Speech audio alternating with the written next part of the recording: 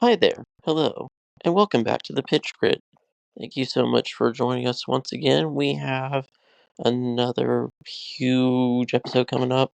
We are going to look over some of the news coming out of the NFL League owner meetings this week. Lots to get over, such as um, Jerry Jones and Micah Parsons feuding. We also have free agent signing. We also have the Tush Push controversy and a disgruntled free agent or disgruntled team member over some comments by the owner. Meanwhile, in the EFL, we are going to go over a huge slate of championship matches. So we've got a lot to cover. So let's jump right on in and let's head gridiron side. So let's start off with one of the more interesting stories of the week. Jerry Jones and the Cowboys. We all kind of know if you follow the NFL, you probably know the Cowboys do not handle contracts normally. I mean, they're one of probably a few teams, I would say, them, the Bengals maybe, and a couple of others that don't exactly do contracts like most teams would. Most teams would try to, get talks started around a year before the contract ends, try to get that deal done before the guy hit free agency, or they have to hit that player with the franchise tag. Cowboys don't do that. They typically try to do contracts afterwards if they do contracts with the player after that player's contract expires. Well, guess whose contract is coming up? It's Micah Parsons, their best player on defense for the Dallas Cowboys, who has seen Dak Prescott get a huge extension. He's seen quite a few Cowboys players walk. A lot of Cowboys players have left during this free agency period. Um, and I think it's safe to say the Cowboys are, and he also saw CD Lamb get paid last year as well. So it's gonna, he's seeing a lot of contradictory stuff. Well, Jerry Jones came out this last week and has said that he does not believe a deal between the club, star pass rusher Micah Parsons, is far off. Um, Jones, this is according to an ESPN article written by Todd Archer. Jones said Parsons called him from Abu Dhabi to set up a meeting with the two within the 2 weeks, and the next 2 weeks in the Pro Bowler met for 5 to 6 hours in the owner's office at the Star, which is basically, think of it as the Cowboys industrial football complex in Frisco. Um, Jones, quote, most of the issues we are in agreement on, we discussed it all, but we obviously don't have an agreement relative to a new contract. So, um, and Jones did mention the length of the deal, guaranteed money, overall money is worked out. So yeah, and then the article asks the question, and I think it's a relatively simple question, and probably one that comes to mind right away. Why is there no deal? Um, Apparently the finer details are left to Cowboys vice president Stephen Jones, Jerry Jones' son, because of course this is a family business. Um, and yeah, um, Jerry Jones said there could this discussion on the finer details could take time, but it does sound like, according to Jones, that um um is not far off. Um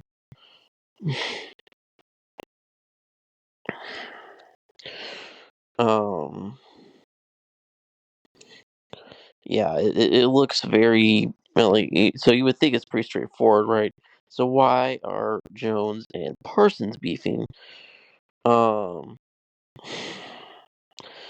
Apparently Jerry Jones has some beef um with um with a guy named David Magetta or Mulligetta. Mulligetta.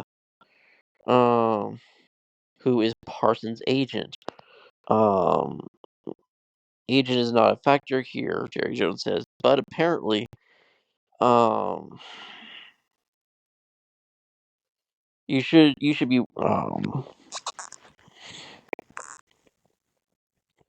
yeah. Apparently, Jones thinks that he says the agent isn't a problem, but he implied that the agents can be a problem and that they make deals take longer to work out. Parsons then took to social media, saying, "quote I will not be doing any deal without David Mulligetta involved. David Mulligetta is apparently Micah Parsons' agent. Like anyone with good sense, I hired experts for a reason. There's no one I trust more when it comes to negotiating contracts than David. There will be no backdoors in this contract negotiation." Jones says that the deal is not urgent. So here's my question. Okay, we've gotten a bunch of deals recently. We had Max Crosby sign a huge blockbuster deal, and then we had Myles Garrett. This is on the back door of last year when Chris Jones and Christian Wilkins signed massive contracts. Um, and again, this all comes down to, of course, how the Cowboys negotiate contracts. I mean, it's in their history how they do not negotiate contracts in an orthodox manner, like they have in the past. Their contract negotiations with Emmitt Smith, Deion Sanders, Tony Romo, etc. The list goes on. There's a lot of players that have not had good negotiations. Um, and then, of course, Jamar Chase being the highest paid non QB um, in the league now. So Parsons, I'm assuming, is going to set the goal to be above Chase at this point. And that is Chase is being paid $40.25 million a year. Um, Brian Schottenheimer has said that he expects Parsons at mandatory camps in the off season, which is after the draft. I believe. Well, there are some mandatory camps. Some teams do mandatory camps before the draft, but that's not all of the teams. Um, yeah, the Cowboys seem very confident, and um, you know, like I said, they've been criticized for their not orthodox contract style, but it does seem like there's a deal progressing. And people made a huge deal out of how Parsons took Jones' comments. I think it is kind of weird that Jones. Okay, so here's the full quote on what Jones said about the agent. "Are you kidding me? That's not something that you should worry about," Jerry Jones said regarding an agent. "You should be worrying about your ability to make it work, and you should be worried about what the player does. Does he have good enough health? Does he have good enough skill to do what you're paying him the money for? Agent's not a factor here." Okay, so what is the factor then? If it's not the agent, why is it taking so long on this contract? Now, of course, owners have every right to, run as many background checks, tests, physicals, um, all that to clear a player before they sign him to a massive contract. And I mean, Parsons is one you want to keep around. He's a very talented pass rusher who everyone has to double team every time they play the Cowboys. Um, it's just you have to wonder, like, how do the Cowboys keep a team consistently? But at the same time, like, yeah, Jerry Jones has had a weird. There's something not right with him. He's in charge of all these negotiations. He's in charge of pretty much everything Cowboys related, draft, everything. He's the GM for goodness sake. And yeah, I mean, it's just all over the place, and I don't think things will change if Jones were to pass it on to Stephen Jones or something like that, which I would assume would happen. Um, but yeah, this is shaping up to be a very interesting contract negotiation. If it is close, that's great. Like, then I'm expecting we probably will hear something before the season kicks off, maybe. Though, if it's the finer details, who knows? how long that could take. But if there's like a basic guarantee in place, then the fine details may not take long. It just depends on, and the Cowboys don't seem in any rush for it, so who knows? I think Parsons is a free agent next year, so I'm assuming they think they have time. And who knows? It might get signed during the middle of this coming season. Just a very interesting, very weird story that's come out of the owners' meetings. Um, I do quickly want to go over the biggest signing of the week, Calais Campbell. He is entering his 18th season as a starter. Goodness, that's a long time. He's one of the better pass rushing defensive linemen, in my opinion, in the last decade. He had a great time with the Cardinals. He had time with the Jaguars where he was dominant in that Saxonville era. He went to Baltimore where he was destructive. He's been good wherever he's gone. He's a very solid pass rusher. You don't want to mess with him. Um, and he's also been a very good mentor. I mean, from what I've heard and seen about him in locker rooms, a lot of players look up to him. He did win I think, Walter Payton Man of the Year in 2019. Very good dude. He is, I hear, nicer, one of the nicer, most genuine people in the league. He signed a deal to go back to Arizona. I you know he's entering his 18th season. I kind of like the move for Arizona just because they need to bolster the defensive line. They're trying to really cement that pass rush. You know, put less pressure on the secondary. How much of an impact he's going to have, who knows? He's still, in my opinion, a very decent pass rusher, but I think he is slowing down a bit and he's becoming more injury prone. It is a 1-year deal for $5.5 million with a max value of $7.5 million with bonuses and all of that. So it's a very team friendly deal that gets a veteran and a fan favorite back home. So good for the Cardinals. Um, yeah. So yeah, good move for the Cardinals, I think, and it's yeah. If you can't tell, this is free agency is just so dried up at this point. It's kind of crazy. Um, and then the owners' meetings. We had the whole controversy of the Tush Push. So how it started, it was rumored, I think, at the end of the season, right after the Super Bowl, a team undisclosed um, was gonna table a proposition that the league ban the Tush Push. That the Eagles formation, how they often score on quarterback sneaks in the end zone.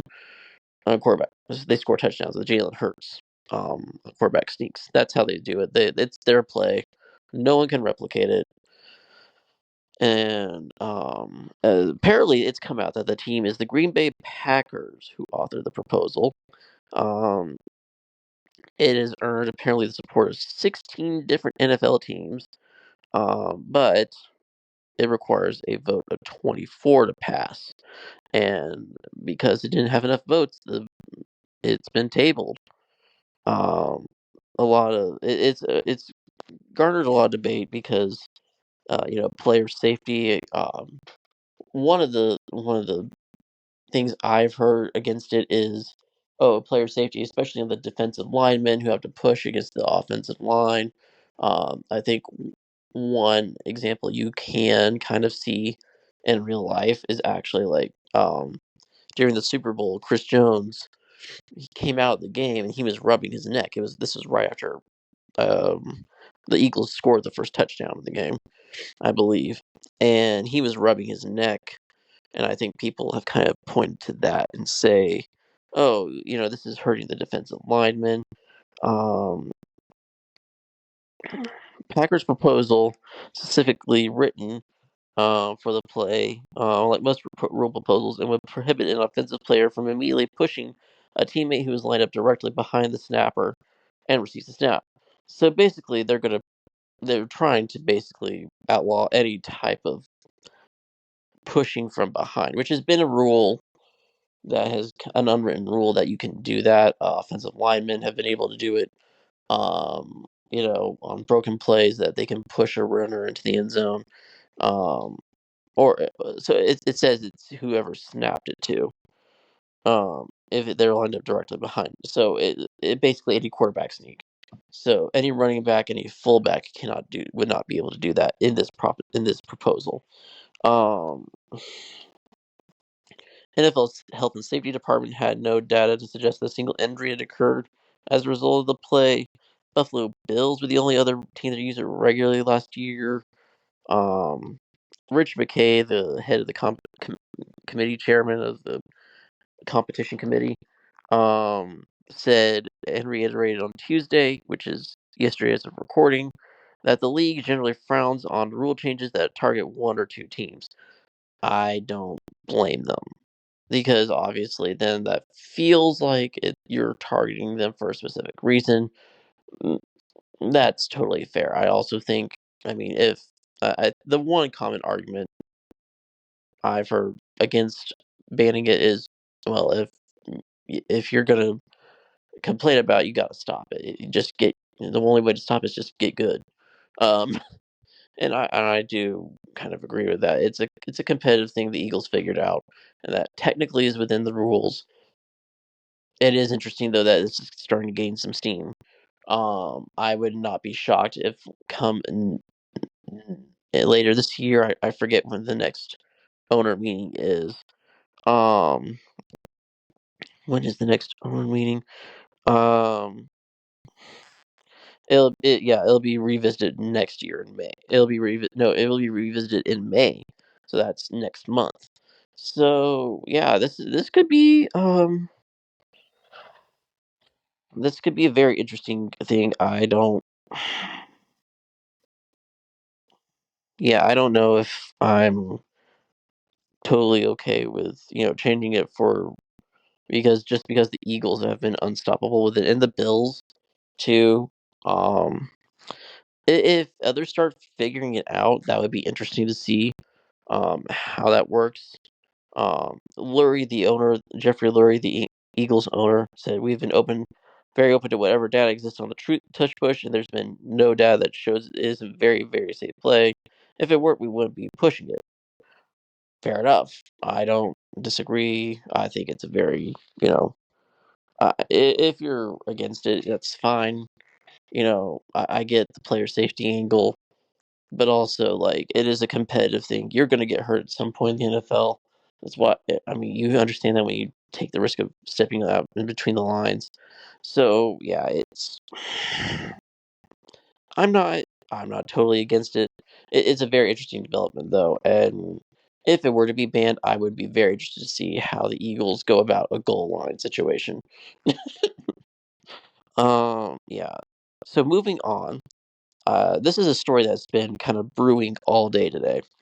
Um, So the Bengals, of course, we all know that the Bengals went and paid Jamar Chase and paid T. Higgins a lot of money, um, more money than I think they probably should have.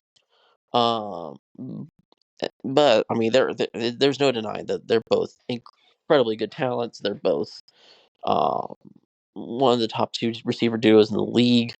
Um, them and maybe Jordan Addison and Justin Jefferson are up there at the top of receiver. Cooper Cup, Puka Nakua. Um, yeah, this is just. I mean, those they. I mean, it's kind of been said throughout the offseason, reported that they were the top two priorities for the Bengals, and they got them done. The next priority was their standout NFL sack leader, Trey Hendrickson, and this all started because this whole controversy that's started brewing up since yesterday, really. Bengals executive vice president Katie Blackburn was at the NFL owners meetings that have been going on this week. She said she was asked about Hendrickson by local reporters and how the contract negotiations are going. And the quote is, quote, I think he should be happy at certain rates that maybe he doesn't think he'd be happy at. So, I think some of it is on him to be happy at some point, and if he's not, that's what holds it up sometimes. So, it takes him to say yes to something. And also, we have all the respect in the world for him. So basically, she's put on all this on Trey Hendrickson and saying, oh, well, player has to be happy at a certain point, and we can't help that. Well, you made sure you were able to do that with Jamar Chase and T. Higgins. Um, yeah, the Bengals are very notoriously cheap, right? So this doesn't surprise me that she would come out and say this. It's a very, it's very. Come on, Trey, you gotta move, you gotta budge for us, you gotta let us be, you gotta be flexible for us to have this lower option. And of course, I mean, he's already been granted a trade request, so he's already been granted permission to seek a trade. So this is huge development in that regard because now it's basically the Bengals saying it's in your court to come down. Um, yeah, so that kind of sparked a fire, and then Hendrickson was invited onto the Pat McAfee show today, and basically, he said he was frustrated with how the Bengals have approached it, and um, let I want to kind of give the full quote here a bit. Um, First off, yesterday was April Fool's Day, so I was traded to all. This is Trey talking. So I was traded to all 31 teams and had like 100 different contracts. The one thing I was hoping was an April's Fool's joke was those comments, called my agent and found out it was not, and that was a little disappointing because the contract. So he heard the comments by Blackburn, and when he was hoping it was an April Fool's joke, but he called the agent, found out it was not. That was a little disappointing because the communication has been poor over the last couple of months. So basically, the Bengals, I mean, the reporting. So basically, the reporting that has come out of Cincinnati about this is true. That the Bengals have not been um, communicating well on Trey's contract, and they have very little interest on extending him. Um, And he continues by saying, we're on the D end at National Football League Street. The market value for that is going up like it did for wide receivers last year. Where I fit in that road is all up to discretion. We're willing to talk about those things. With the market continuing to go up, I'm not going to apologize for that because I've been basically asking for the same thing every year to be solidified as a Bengal for life. So basically, the Bengals are not willing. He wants to be paid like he should. And he's the NFL sack leader. Why wouldn't you pay the NFL sack leader? I mean, goodness, Pittsburgh paid up for T.J. Watt last year, and he was the sack leader a couple of years ago. So, yeah, again, the Bengals are notoriously cheap. They splurged on the receivers, and you have to wonder, what is the Bengals' plan on defense? Because they are obviously prioritizing the offensive skill positions, and the receivers, the quarterback, the running backs they've drafted there. They drafted Chase Brown well. Um, they just don't seem to have a plan defensively. They let people like Akeem Gaither go. They've let pieces like Jesse Bates walk in the past. I think Mike Hilton has been let to walk this off season as well. Um, so they're relying very much on very young talent that did not really show up in this last season. Now, they could absolutely take a jump and a leap in a good way and improve in those positions. I don't think that's going to happen. And if you're going to have a disgruntled sack leader, there's a possibility that he could sit the season out. And if the communication is this poor and still has been poor since this story has been kind of percolating since February, then there's no way that I would not be shocked if he has to be traded by the trade deadline, and if he, eh, or he's going to sit out because that's what I would do. I would not want to stay in Cincinnati if this keeps up. Like as much as he wants to be a Bengal for life, He said that in that quote. He is in the final year of his contract this coming season.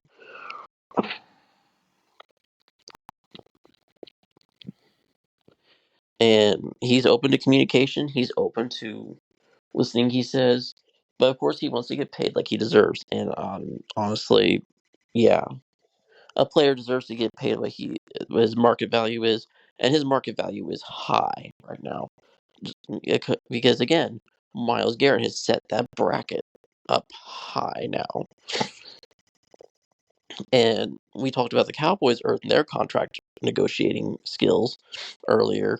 Now we're to the Bengals and how they are very similar and they do not like giving out contracts like this. So, this does not look like a good situation that's brewing in Cincinnati. And Hendrickson is the last good piece of that defense left because we had Sam Hubbard leave, like I said. We had the other pieces like Mike Hilton and Akeem Gaither, and a couple of others I think leave. So it just looks the cupboard looks so bare on that defense, and at this point it looks like they're just hoping. I think they added maybe a piece or two. I forget. Oh yeah, they signed a defensive lineman and re-signed B.J. Hill. I think so. Yeah, it just it just doesn't look good on the Cincinnati Bengals side of the defense. And if they want to contend, they need to make that better quickly. And obviously, they're going for let's draft a bunch of defense and see how that works. It's a big gamble because this is, in my opinion, the next 2 years are the next year or two is the best chance for the Bengals to get to a Super Bowl again before this window slams shut. And if they don't address this soon, this could be a problem. So yeah, it's sad to see a player like Trey Hendrickson not getting a contract, not getting the kudos he deserves from his own team. We'll have to see where this goes. I have heard reporting from Ari Myrov, for example, that if Hendrickson does not get the contract, Burrow has wanted Hendrickson to get a contract, and if he doesn't, this could implode the Bengals locker room. That's scary to think about if you're a Bengals fan. If I was a Bengals fan, that would scare me to death. Because if it's that fragile, that's ugly. That could get ugly fast, and Zach Taylor should be gone. If they have another ugly season in Cincinnati and they miss the playoffs again with Joe Burrow, Zach Taylor's probably going to get fired. Just a lot of messy situation there in Cincinnati. All right, let's hit pitch side now. We had a busy week of championship football, and it was tasty. So let's get to it. Let's start off with a match that really made things interesting in both the playoff race and the promotion race. So Sheffield United hosted Coventry City. Um, it was 2 versus 5, second versus fifth, and it's at Bramall Lane where Sheffield United has been so good. And basically, Sheffield United dominated this game from the very start. If you look at the stats, it's just you see all of it. Coventry in the end grabbed the possession win. They won the possession battle, 59% to 41%. But otherwise, I mean, Sheffield United scored quickly in the 19th and the 30th minute to make it 2-0. And from there, it just felt like they weren't not going to lose. And then when Reed and Brewster scored in the 62nd minute, of course, it's over at that point. The one sad bit of news is when Oliver Devon, in the 38th minute, the goalkeeper for Coventry City, went down. This is after the second goal was scored. 8 minutes after, he goes down in a heap, and it is now generally reported he tore his ACL. And Bradley Collins is the new keeper for Coventry City. He came on in the 38th minute for them. Coventry City fans are not happy about that, and he's not been that great a keeper for them this year. And so that is a huge blow to Coventry because Devin has been so good for them this year. He's been a rock back there. And I mean, it is huge when you have a good goalkeeper and your back line can feel so confident in that. It's amazing what it does for a team. Now, it just doesn't feel right. And of course, there's still 7 games to play. Coventry still have 59 points. They're in a good position right now. But if they're not careful, they could fall off. And this could be a huge, huge turning point. We'll have to see. They play Burnley next. Um, yeah, this is going to be very interesting. Um, Jack Rodoni did pull one back for Coventry City in the 92nd minute, but of course, by that point, it's too late. And 3-1 Sheffield United. And guess what? We're going to talk about a result later that is very consequential. So at that point, it took Sheffield United top of the table at 83 points. That is insane. Um, they have they are very good at home. Sheffield United are so good at home. It is insane. Um, yeah, I just it's crazy how good they have been this year, considering how bad they were in the Prem. They have won 4 of their last 5 and are unbeaten in their last 5. That is like a great form and very much promotion winning form. So yeah, they kicked their weekend off very well, and Coventry City have a lot of questions.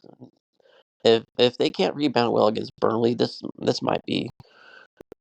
I mean, well, again, Burnley are also right up there in the promotion chase, and we'll talk about them in a little bit. But Coventry City, after that, I think their schedule eases up a little bit. So it will be interesting to see how they respond to Devon going down and out for the rest of the season. So yeah, a very tasty start. I was hoping for a much better game than that, but it didn't end up that way. We'll head next to the Riverside, Oxford United going to Millsborough. Um, Oxford actually took the lead early. They gave Middlesbrough some problems in the first half, and they looked okay going forward. Their main threat was the long ball.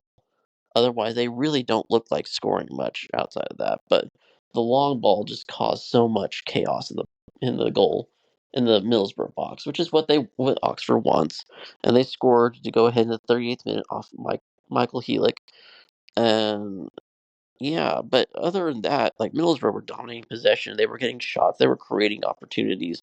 So it felt like the goal was coming, but it definitely for Middlesbrough supporters, I'm sure it felt very infuriating to go down to a side like Oxford, who came into this game with such poor form. Um, and then after the halftime, Michael Carrick must have said something at half because 3 minutes later, Kelechi Iheanacho gets off the skid for Middlesbrough. He scores his first goal as a Middlesbrough man. And from there, it really just felt like Middlesbrough were going to finally score. It just mattered when and if they were going to score before full time, and they did. It was a great team goal that they got down the left side, and the cross came in, and Neto Borges, the um, the left back turned center back because of how Middlesbrough have had absolutely no center backs lately. He became a center back in the last few weeks, and he turned the goal in with a defty back heel. I mean, deft back heel, and it went in, and Middlesbrough hung on the rest of the way to win 2-1. A crucial 3 points for Middlesbrough to get them at 57 points, um, and keep themselves right in the thick of the playoff race. Middlesbrough dominated possession. They had so many more shots. They had so many more on. They had one more on target. They had no yellow cards. 11 corners. The stats tell a very dominating picture. And while the first half was shaky at times, the second half was great stuff. Samuel Illing Jr. was spectacular. Had 2 assists on the day. with some great balls into the box and very threatening. Michael Carrick definitely did some tweaks and changes into the strategy, and it worked. You could tell it worked.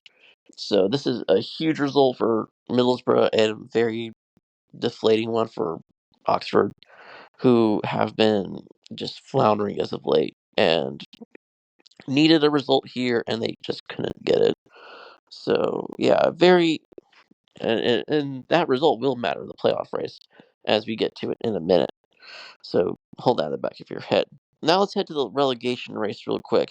Luton Town went to Hull and were looking to get themselves right back in the thick of a relegation battle. They were, I believe, when it came into the day, they were 6 points off the top, uh, 6 points um off of the safety. So um yeah, they came into this really needing to like close that gap. And it really looked like Hull were gonna score in that first half. They dominated possession and they had so many more shots, so many more chances, looked so threatening. There were so many chances that Casey Palmer had, oh my word. He was he's such a good player. He can get into so many dangerous areas for Hull City, and they just don't know how to use him.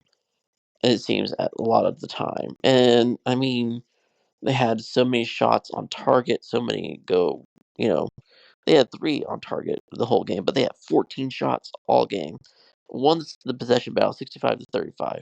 But in the end, it all was for naught as less than 30 seconds after the ball was rolling for the second half, Luton get a very long ball sent in by the goalkeeper, and Adebayo, I think it is, gets a head to it, and Matty Coyle goes in to clear for Hull City, and as he clears it, he kicks it, and it just smacks into the face of Alfie Jones, and it was hard enough that it got by Ivan Pandur, the goalkeeper for Hull City, and Luton took a 1-0 lead, and after that, they just hung on for dear life because Hull were desperate to get that 3 points, get that equalizer, get the 3 points.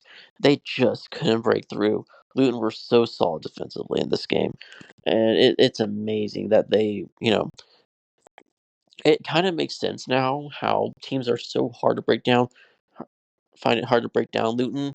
Um, Especially when like at the back line, because they are a very solid bunch at the back line. It's not like they don't have the pieces to get out of the relegation zone. They just have had so many poor results go against them. They've had 21 losses this year, by the way. And yeah, is it too little too late? Who knows?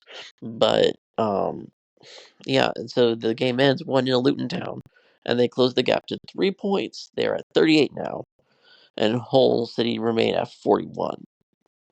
And we'll go over the standings afterwards. But this is significant for the relegation battle because then now Luton have a lifeline. They have a chance to, with 7 to go, they have a chance to get out of the scrap and maybe stay in the championship miraculously, considering how they've played all season. And like I was going to say, but I didn't, Luton Town have had some very weird results lately, but you can tell they definitely are starting to play a little better. Um, they, they've had 3 wins in their last 5, 1 draw and a loss as well. So it's not like they've been playing horribly. Teams are just finding it hard to break them down lately, and I think that's a good thing for Luton. They want to kind of play this gritty game where they if they can score first, they will probably win, and that's I kind of think what they want to do. And yeah, it just very much it's a very defeating loss for Hull City as well because they were playing so well all game. Most of the game they were playing great. They just happened to have a bit of luck go against them, and that's the result, the end product. And yeah, they kind of honestly that own goal kind of sums up the whole season. It feels bad to laugh, but it does feel like that kind of sums it up. But yeah, huge 3 points for Luton. Very disappointing result for Hull City. Unlucky, I would say too. Yeah, let's head to Watford v Plymouth. The other early result on Saturday that just again another team that should be winning a game doesn't. They dominated. Watford dominated this game. They were trying to get back in the playoff hunt. Plymouth just trying to give themselves a lifeline as well, like Luton Town. Watford dominated the possession in this game. They had 10 more shots. And the thing is, both teams only had one shot on target each. That is insane to think about. Um, and yeah, it ended 0-0. I mean, Watford looked like they were going to score so many times, and they just didn't. And they kept coming and coming and coming, and no one stopped them. And yeah, but well, except for the goalkeeper in the back line of Plymouth. And yeah, I mean Plymouth.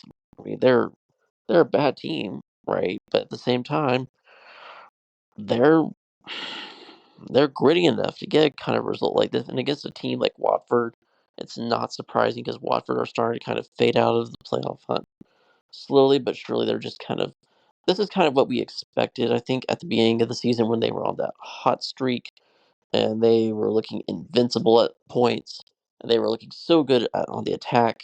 They were scoring loads, but at the same time, they were giving up a lot.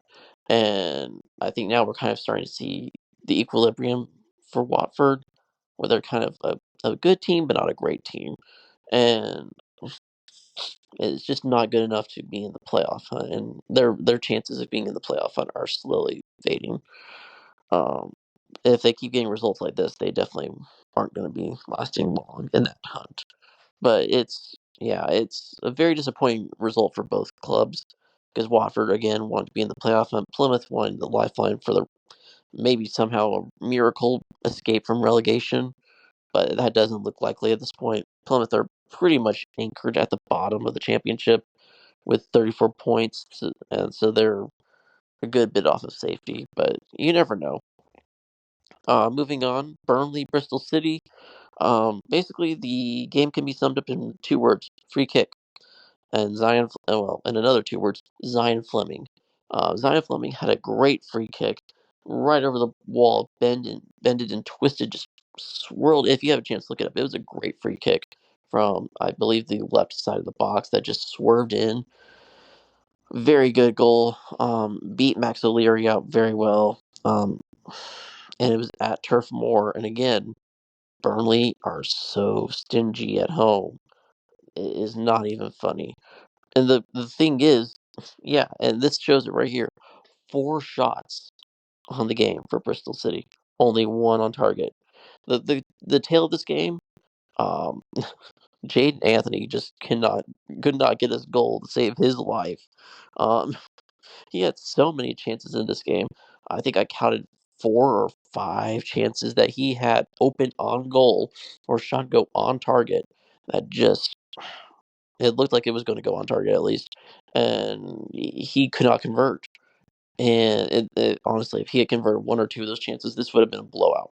Um, but as it is, it only stayed 1-0 the entire game, and that's again it showed. This showed like Burnley are the much better team than Bristol City. It's obvious, but they only had 1 goal to show for it, despite having 14 shots and 3 of them going on target. And 7 corner kicks, 2 for Bristol City. Bristol had a couple of good chances, I think, early on, and then the free kick happened, and then Burnley were just unstoppable at that point. They just kept getting into that Bristol City box over and over and over. And kudos to Max O'Leary and the Bristol City backline. They held up a lot of those chances and made it difficult to score, obviously. But like Jaden Anthony was just a thorn that Bristol City were glad to get out of Turf Moor. They probably won't see. They might not see him again, and I think they're okay with that. But yeah, it's a disappointing result for Bristol City because they were hoping, I think, to maybe cause a surprise and maybe slip into the playoff places with this one. They came into this game 7th on 57 points. They come away with nothing against Burnley, who I mean, there's no shame in losing to Burnley. Like they're a great team. And now Bristol City need the results. They need points. And Burnley, meanwhile, keep their promotion hopes alive. They get to 81 points, so they're only 2 back of Sheffield United. Um, and this showed a very dominant game from Burnley. Bristol City just could not keep up, and it showed the limitations Bristol City have. So it's going to be interesting going forward, seeing where Bristol City are and if they can, turn around and maybe get a positive result this next week. Burnley, meanwhile, they're very positive result, good result to keep in the promotion race, and very dominant, very good performance by them. Cardiff City, Sheffield Wednesday. Um, this was a very weird game. Cardiff City took the lead in the 21st minute off of Isaiah Davies' goal, and then kind of just a bunch of nothing after that. And then Sheffield Wednesday equalized in the 61st minute, and after that, it just kind of was a lot of yellow. There was a couple yellow cards, one for each team. After that, Wednesday dominated the possession barely. They won the possession battle, but Cardiff had a lot more shots. 14 shots, 5 of them go on goal, 9 from Wednesday, 2 on target. You definitely can tell that a lot of the behind the scenes stuff about like Danny Roll going to Southampton. Those are some rumors circulating around right now. And then, of course, you have also come out this week that Sheffield Wednesday didn't pay their players for last month, so that's a problem. And so it just seems like right now that Wednesday are just losing the steam they had. I think it was February or March when they went on a tear, and it looked like they could maybe contend for a playoff spot. And now all of a sudden they're kind of falling back to earth. I think, yeah, their playoff hopes are also kind of fading out. So we're starting to see the teams fall into the pack. Also, this wasn't a good result for Cardiff, who were right above the relegation zone. I believe they were only a point off of they were a point off of the relegation zone, and they were in the safe zone. And this result did not help, getting only 1 point out of it. Um, and then they were 2 points off of it. That's right. Um, 1 or 2, yeah, 1 point I should say. They were 1 point off of safety, off of relegation, and then yeah, this was just not a result that Cardiff City needed, and yeah, they got it, and here they are. It's a result neither wanted, but kind of what you expected because both just have not looked great lately, and now it's kind of a championship result. So yeah, now we kind of get into some of the let's get to Stoke City and QPR really quick. Stoke City, they dominated this game. They not dominated in all the terms. They lost the possession battle to QPR, who had chances, and if they luck went their way, they probably could have scored some more. But um, um, Milan Manhoef and Bae Jun Ho and Junior Chamado all said not today, and they scored 2 goals in the first half, one before a minute before half, um, and it was 2-0 by then. And then the third came in the 54th, and by that point, of course, it was just like the Sheffield Wednesday Coventry game. The goal that QPR scored at the 78th was kind of a consolation prize. Yeah, it just seemed like Stoke it was their day today on that day, and no one was going to stop them. And against a QPR team that's also kind of fading out of contention for a playoff spot that they might have thought they could have had a chance at. They're now kind of settling into that um, mid-table meh stage. So it's not great for QPR, who are now not far off of the relegation zone. They're starting to see that hole at the abyss at the bottom of the table, but it's not quite there yet. But yeah, good result for Stoke City. Not so much for QPR. Let's go really quick to Sunderland v Millwall. Sunderland They took care of business with a Trey Hume goal. All they needed to do to separate themselves from Millwall, who only had 5 shots on the day at the Stadium of Light. Sunderland dominated this, except for the possession battle. They had 13 shots on goal. Sunderland did 13 shots on target. 6 shots on target, 13 total shots. What am I saying? Um, 5 shots for Millwall, 2 on target. 4 yellow cards for Sunderland and 3 for Millwall. So this was chock full of yellows. But yeah, Sunderland easily took care of business, defended after they got the goal, and Millwall just couldn't do much. So very professional performance from Sunderland. Not the most convincing, but still they did enough to get the job done. Um, Now let's get to the juicier games. Oh, and Portsmouth Blackburn. This is a huge one as well because Portsmouth came into this kind of needing some space from the relegation zone. Um, really wanting to kind of. I think they were 4 points off relegation at the before this contest, and a Josh Murphy goal. I tell you what, Fratton Park is such a fortress.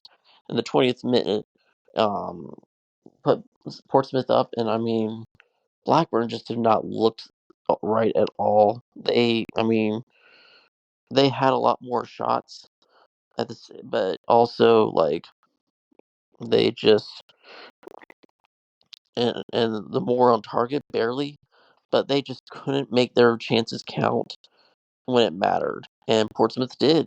And this is a Blackburn team that's just kind of fading at the wrong time when they're still within shouting distance of the playoffs, but still it was not a good look for Blackburn. They just looked lethargic. They had a couple of opportunities that were really good and just couldn't capitalize. Meanwhile, it's just a mistake from the back line of Blackburn, and Josh Murphy gets in behind and slots it home for Portsmouth and gets all 3 points for Pompey. And Blackburn go away with another loss. And of course, with the whole owner situation going on with the Venky's out campaign and the fans wanting the owners and the sporting director to stay away from the matches, but it's just a mess there at Blackburn. And ever since really John Eustace left for Derby County, it has gone downhill slowly but surely for Blackburn, and it's sad because they were in the playoff position. They were in fifth, I believe, when he left, and all of a sudden here they are, slowly just sinking down the table somehow, and it's sad to see. But well deserved win in the end for Pompey. They again took care. They took advantage of home field and got all 3 points to help stave off relegation for another day. And I think it actually increased their gap on the relegation zone. A surprise result, kind of, but not really, I guess. Norwich City and West Brom. West Brom dominated this game for the most part. Like they had so many good chances. 16 shots, 7 of them going on target. They looked like they were going to score at some point. They had so many good chances. Uh, um, Angus Gunn, the Norwich City keeper, had so many good saves. A couple of good saves to keep them out, keep the Baggies out. And then Josh Sargent in the 92nd minute just goes on a heroic run after a great ball from Marcelino Nunez, and he takes it down the side and slots it home past the keeper. And Norwich City in the 92nd minute pull all 3 points out of nowhere and keep their playoff hopes alive. And meanwhile, pulls West Brom, who were in sixth, right back to the pack where everyone wants them, of course. And yeah, it's West Brom are just such a weird team.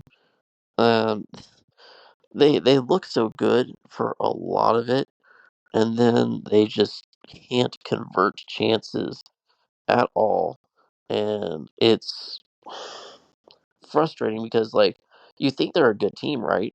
But then like they can't convert chances, and then they let teams like Norwich score. Norwich, who have not had a really, besides Josh Sargent, have not really had a lot of scoring threat. Um, and Josh Sargent has been on fire lately. And yeah, it's just you would think that like West Brom could take care of business if they really are. No one wants the playoffs, it seems. and we'll get to that in a little bit. But um, but yeah, Norwich City, they kept their playoff dreams alive. West Brom really just blundered an away game that they probably should have won against a fading Norwich team that lost to Bristol City a couple of weeks ago in humiliating fashion at Ashton Gate. Yeah, just a missed opportunities for the Baggies, and Tony Mowbray's side has got to be so frustrated because they've had 18 draws this year, and really, if they had been more clinical, if they could have, been more threatening on the scoring, they might have, put a playoff spot to bed already. But like, it doesn't help as well when you've had a lot of injuries on the attacking front, like Josh Maja. I think there's rumors I think that he's out for the rest of the year until or maybe till the playoffs if there's a playoff spot for West Brom. So that's going to be interesting to monitor, and it could be a very welcome return for them. But West Brom are just searching for consistency at this point. Um, and Norwich, took advantage of an opportunity when presented, and West Brom did not. So, yeah, that's kind of how it is in the championship these days. 3 draws and a loss for West Brom and 1 win in their last 5, and they have to go to Sunderland. Well, they host Sunderland. I'm sorry. That's gonna be something else. I tell you what.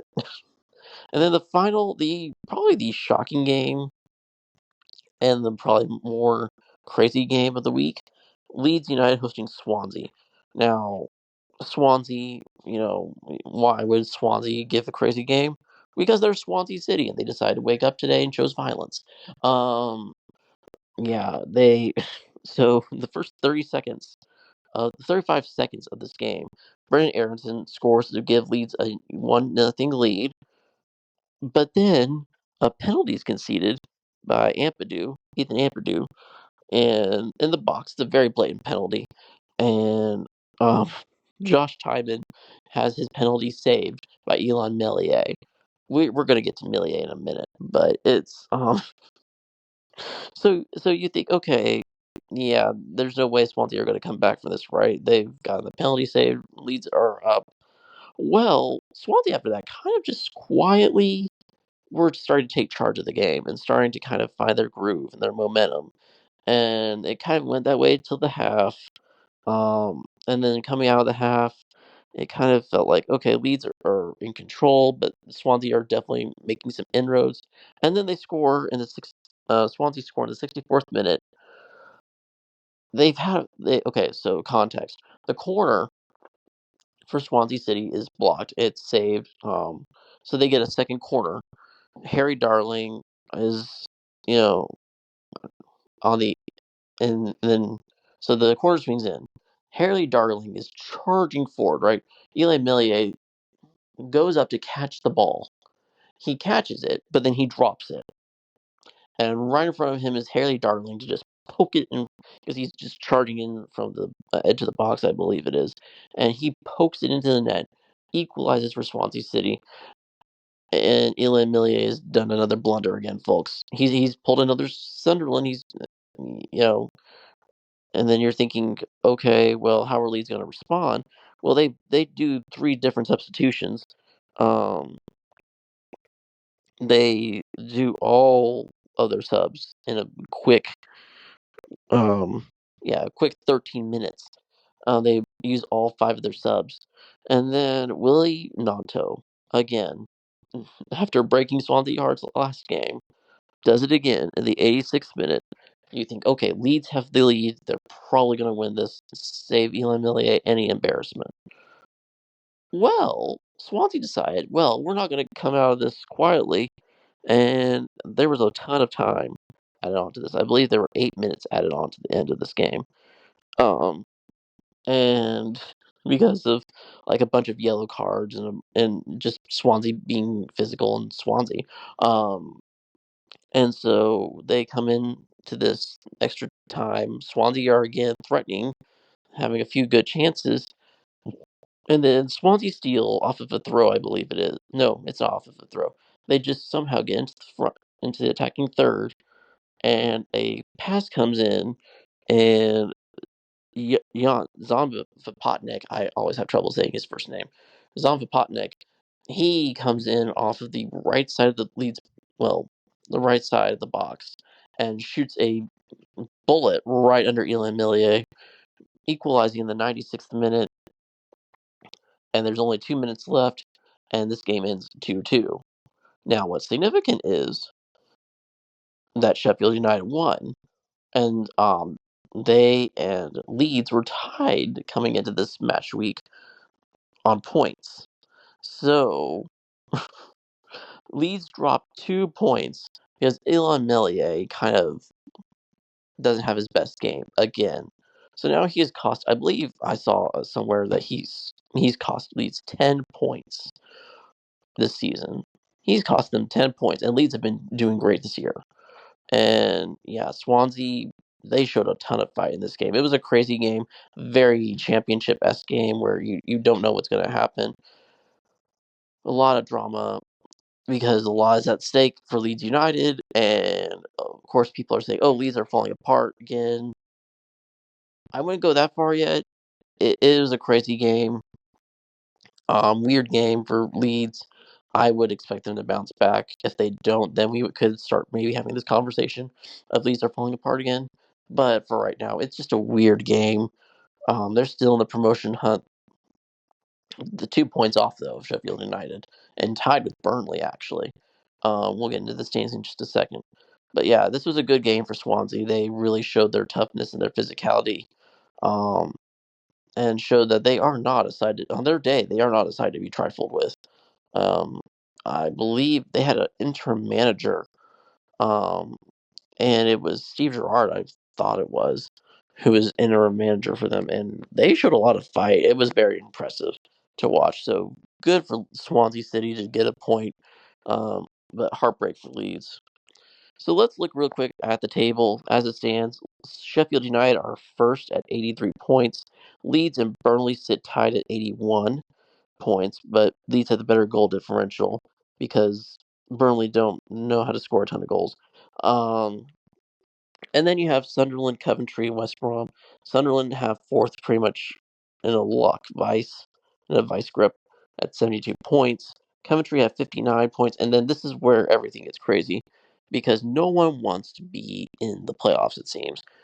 Um, West Brom lost, Coventry lost, Middlesbrough won. They were the only one of the teams right in the top 10 to actually win a game this week. Middlesbrough won, and Bristol City lost, and Watford drew with Plymouth. So right now, you have a cluster of 3 teams tied on 57 points. West Brom is ahead on goal difference by 3 over Middlesbrough. Um, West Brom has a plus 13. Middlesbrough has a plus 10 goal differential, and Bristol City have a plus 7. And then after that, you have the next cluster of teams. Watford at 53 points. So they're 4 back of Bristol City, and um, they're 6 back of Coventry. And then Norwich are on 52, as are Blackburn. And then after that, also you have Sheffield Wednesday, but they have a very poor goal differential. After that, you kind of just have your middling teams, Millwall, Preston North End, QPR, and Swansea, who I think are all safe teams, but are just, you know, kind of coasting in on the rest of the season. I don't think they really have a chance.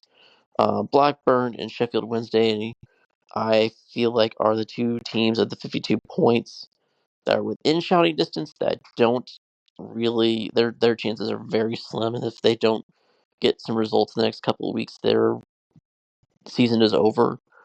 Um, Norwich, I think, are still alive just solely based on that they have the capability of scoring points, goals, and points. If they can, somehow find more scoring threats, like Borja Signs gets in form, I would not be shocked if Norwich finds themselves right at the thick of things at the end of the year. But after that, you have the relegation battle, which is um, Cardiff City and Luton Town and Plymouth, all in the relegation zone. Cardiff is at 40 points, Luton at 38, and Plymouth at 34. Cardiff are only a point out of safety, away from safety, as Hull are right above them in Derby County. Oh yeah, let's talk about Derby County. Preston North End real quick. Derby County dominated this game from start to finish in a lot of ways. It was a snooze fest for most of it. 6 shots like at the end of the first half for both teams, but after that, Derby County just dominated. Got 2 quick goals after the half, and really just took care of business and defended well. Preston really didn't have a 1 or 2 good chances the whole game, and Derby County won 2-0. And that win got them out of the relegation zone. So John Eustace again pulling his magic like he did with Blackburn last season. But yeah, going back to the standings, Hull and Derby County are only a point off of safety. They're a point safe from the relegation zone, above Cardiff. And then Oxford, with the loss to Middlesbrough, are 2 points clear of Cardiff. And then, well, as is Stoke City with their win over QPR. And then Swansea, Portsmouth, and QPR are 5 points clear with 7 to play. So we're starting to kind of see, I think, our contenders, our pretenders. The relegation battle is really close. I would say probably Stoke, Oxford, Derby, and Hull are, probably the ones that have the most to fear.